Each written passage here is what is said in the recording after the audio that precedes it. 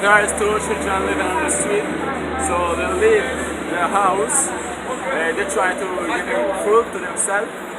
Okay, so this guy, this boy, okay, living on the street every day, he food, he eating here. Okay, so they are maybe 8 or 9 years old. Okay, so they need our support, so we have to support them. Okay, there are still children living in the street, so we have to support them, to give them food, to make them go into school.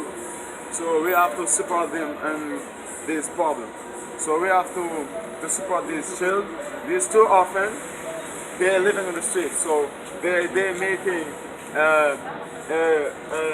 I don't know, maybe they're making the support to have food every day. They have to food every day. They don't go to the school, so we have to support them. MPH, Mercy for Humanity, we have to support the orphans. So thank you.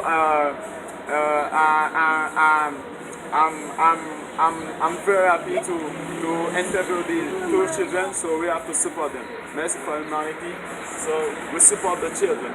Okay?